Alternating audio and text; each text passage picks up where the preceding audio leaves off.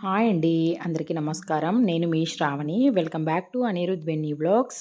So, ఈరోజు vlog వచ్చేసి నేను పన్నీర్ బటర్ మసాలా అనేది ప్రిపేర్ చేస్తున్నానండి. సో, అదొచ్చేసి మీతో షేర్ చేయాలనుకుంటున్నాను. సో, ఇంట్లోనే ఈజీగా పన్నీర్ బటర్ మసాలా మనం ఎలా చేయాలి, ఏమి అనేది ఈ వీడియోలో మీతో షేర్ చేస్తున్నానండి. సో, ఎవరైనా ఫస్ట్ టైం నా ఛానల్ని చూస్తున్న వారైతే please subscribe my channel. So, నేను వచ్చేసి 200 గ్రామ్స్ పన్నీర్ అనేది తీసుకున్నానండి. సో, నేను ఇంట్లోనే ఈజీగా పన్నీర్ బటర్ మసాలా అనేది తయారు చేస్తాను మా పిల్లలకి. సో, అది మీతో షేర్ చేయాలనుకుంటున్నానండి.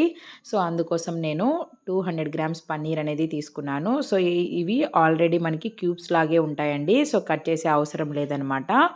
సో, చూసారు కదా మనకి ఎంత సాఫ్ట్‌గా ఉన్నాయో. సో, ఇప్పుడు ఈ పన్నీర్ ముక్కల్ని తీసుకొని మనం మ్యారినేషన్ అనేది చేసుకుందామండి.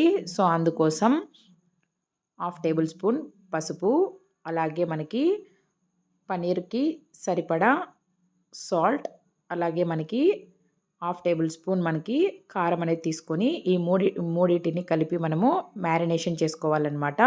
సో, ఇలా మ్యారినేషన్ చేయడం వల్ల పన్నీర్ ముక్కలకి మనకి ఉప్పు, పసుపు అంటి కారం అలాగే మనం పట్టుకొని సో, మనకి టేస్ట్ అనేది చాలా బాగుంటుందండి. సో, మనం ఇలా చేయటం వల్ల మనకి రెస్టారెంట్ లుక్ అలాగే మనకి టేస్ట్ అనేది వస్తుంది.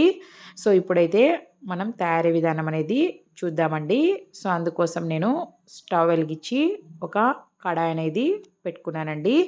సో, మనకి కడాయి హీట్ అయిన తర్వాత ఒక 2 టేబుల్ స్పూన్ అంతా ఆయిల్ అనేది యాడ్ చేసుకోవాలండి. సో, జస్ట్ మనకి 2 టేబుల్ స్పూన్ ఆయిల్ అయితే సరిపోతుందండి.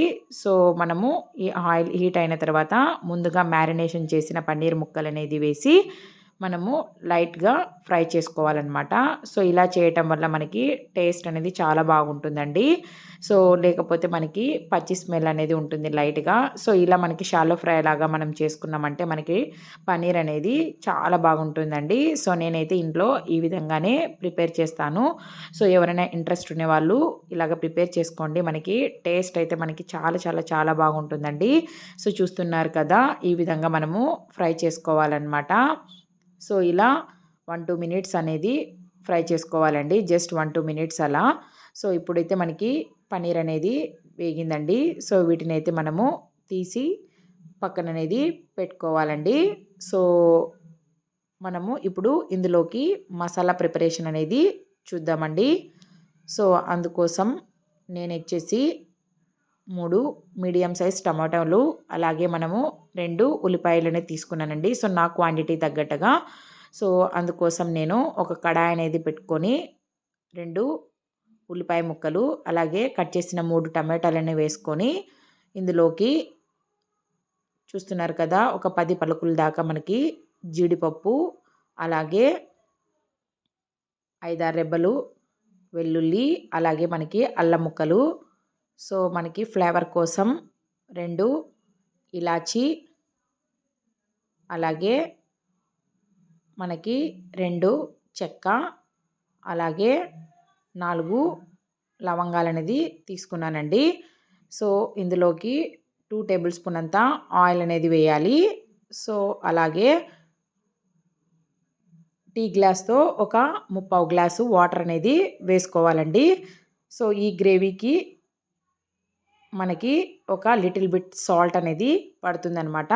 సో, మనకి ఈ ముక్కలనేది చప్పడి రాకున్నట్టు మనకి ఇవి టేస్టీగా రావాలంటే గ్రేవీ మనకి కొద్దిగా ఉప్పు అనేది యాడ్ చేసుకొని వీటిని 10 మినిట్స్ అనేది మనము బాయిల్ చేసుకోవాలండి. సో, ఇలా బాయిల్ చేస్తే మనకి ముక్కలనేది మెత్తపడి టేస్ట్ అనేది చాలా బాగుంటుందనమాట. సో, చూస్తున్నారు కదా! ఈ విధంగా మనము ఒక 10 మినిట్స్ అనేది వీటన్నింటిని మనము బాయిల్ చేసుకోవాలండి. సో, ఇప్పుడైతే నాకి చాలా చక్కగా బాయిల్డ్ అనేది వేగాయి. సో, ఇప్పుడొచ్చేసి స్టవ్ కట్టేసానండి. సో, చల్లారిన తర్వాత ఈ మిశ్రమాన్ని మనం మిక్సీకి ఎంత వీలైతే అంత ఫైన్ పేస్ట్ లాగా చేసుకోవాలండి. సో, మనకి గ్రేవీ క్రీమీ టెక్స్చర్ అనేది రావాలి కాబట్టి సో, ఎంత వీలైతే మనకి అంత పేస్ట్ లాగా చేసుకోవాలండి. సో, పలుకు అనేది ఉండకూడదనమాట. సో, అప్పుడే మనకి టేస్ట్ అనేది చాలా బాగుంటుందండి. సో, ఇప్పుడైతే మసాలా ప్రిపరేషన్ అనేది చూద్దామండి. సో ముందుగా తీసుకున్న కడాయిలోకి ఒక 2 టేబుల్ స్పూన్ బటర్, అలాగే 2 టేబుల్ స్పూన్ ఆయిల్ అనేది వేసానండి. సో ఇష్టం ఉంటే టోటల్గా బటర్ కూడా వేసుకోవచ్చు. సో నేనైతే ఈ విధంగా వేసాను. సో మనకైతే బటర్ అనేది వేడైన తర్వాత ఒక బిర్యానీ ఆకు, అలాగే కర్రీకి సరిపడా కారం అనేది వేసుకోవాలండి. సో ఇలా ముందుగా కారం వేయడం వల్ల మనకి కూర అనేది చాలా టేస్టీగా వస్తుంది, అలాగే కలర్ఫుల్గా ఉంటుందండి. సో నేనైతే ముందుగా రెడీ చేసుకున్న మసాలా మిశ్రమాన్ని ఇందులోకి యాడ్ చేశానండి. సో యాడ్ చేసిన తర్వాత వీటన్నిటిని పచ్చి వాసన పోయేంత వరకు మనము బాగా బాయిల్డ్ అనేది చేయాలండి. సో నేను కర్రీకి సరిపడా సాల్ట్ అనేది వేసానండి. సో బట్ ఆ క్లిప్ అనేది మిస్ అయింది. సో కర్రీకి సరిపడా నేను సాల్ట్ అనేది యాడ్ చేశాను. అలాగే మనకి గ్రేవీకి సరిపడా ఒక టీ గ్లాస్ ఆఫ్ వాటర్ అనేది వేసుకున్నానండి. సో ఇలా వేసుకున్న తర్వాత మనకి ఈ మసాలా అనేది చాలా చక్కగా వేగాలన్నమాట.